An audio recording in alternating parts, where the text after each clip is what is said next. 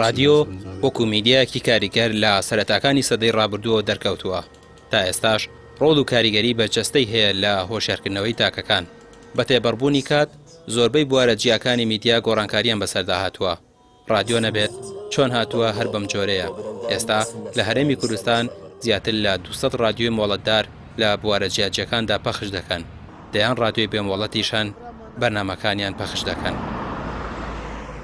لە ساڵیادی رادیۆدا سەندیکای ڕۆژنامەنووسان دەڵێت کار دەکەن بۆ ڕێخستنەوەی کاری رادیۆ و دەستەبەرکردنی مافەکانیان لە پەخش و فریکوێنسەوە بگرە تا جێگیرکردنی ماف و داواکاریەکانیان.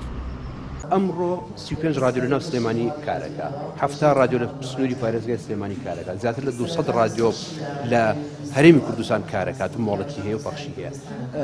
ئێمە داوامان لێکردن رادیۆ ئێستا ئەتوانم بڵێم بە تەکنۆلۆژیای ئێستا ئەتوانێت هۆکارێکی زۆر باشە بۆ گەیاندن. میدیا شڵەژاوە لە هەرێمی کوردستانە، شپرزەیەک هەیە، پاشاگردانیەک هەیە.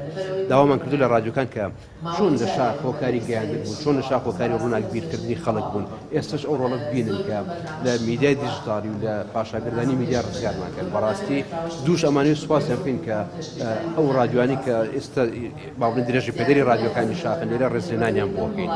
گرفتی سەرەکی رادیۆکان لە ئێستادا بوونی تەشویش و لە کارخستنی رادیۆکانیانە کە لە سەرچاوی نادیارەوە دەخرێتە سەریان.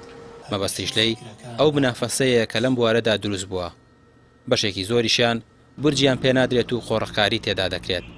لەم کۆنفرانسەشدا کە بۆ ڕۆژی جیهانی رادیۆ لە سلێمانی بەڕێوەچوو بەڕێوەبەری رادیۆکان بەشێکی زۆریان گلەییان هەر لەسەر ئەوە بوو. لای هەمووان ئاشکرایە سیانزەی شوباتی هەموو ساڵێک ڕۆژی جیهانی رادیۆیە. ئێمەش وەکو دەنگی کۆمەڵ رادیۆی سلێمانی بەشداریمان لەم ئیڤێنتە کردووە کە سەندیکای ڕۆژنامەنووسانی کوردستان لەقی سلێمانی هەروەها بە هاوکاری ڕێکخراوی DCO سازیان کردووە. بێگومان باز لە هەندێک گرفت و کێشەی تەکنیکی پەخش و فریکوێنسی ئەوانە ئەکرێت زائیدەن هەماهەنگی لە نێوان رادیۆکانەوە زائیدەن گرنگی و پێگەی رادیۆکان. ئێمەش وەکو دەنگی کۆمەڵ رادیۆی سلێمانی بێگومان بە فیدباکی بەرنامەکانمانە بۆمان دەرکەوتووە کە فعلەن ئێستاش رادیۆ لەگەڵ ئەوەی کە سۆشیال میدیا و ئەم هەموو تۆڕە کۆمەڵایەتی و ئەم هەموو بابەتی دیکە هەیە لە ڕووی ئەعلامیەوە هێشتا گرنگی خۆی لە دەست نەیاوە و پەیامێکی تایبەتمان هەیە ئێمە جیا لە هەموو رادیۆکانی تر بە حکومیەوەی ئێمە لەلایەن حیزبێکی سیاسی ئیسلامیەوە با بڵین پاڵپشتی دارایەکرین و زمان حاڵی ئەو حیزبەشین. بێگومان پەیامی ئێمە پەیامێکی هەم سیاسیە هەم ئیسلامیە پەروەردەییە نەتەوەیە و بەپێی بەرنامەکانی خۆشمان بەپێی فیدباکی پەیوەندی تەلەفۆنیەکانمان و بەپێی پیج و ئەکاونتەکانمان بیسەرانی ئێمە لە بەرنامەکانمان هەم ڕازین هەم بیسەرێکی زۆرمان هەیە لە سنووری شاری سلێمانی. زۆرترین کەس کە گوێبیستی رادیۆ دەبێت ئەوانن کە زۆرترین کاتەکانیان لە نێو ئۆتۆمبیل و ماڵەوە بەسەر دەبن و کەسانی بە تەمەنی زیاتر.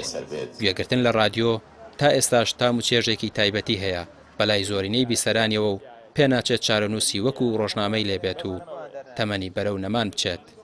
ڕامیا عوسمان، کەناڵی پەیام، سلێمانی.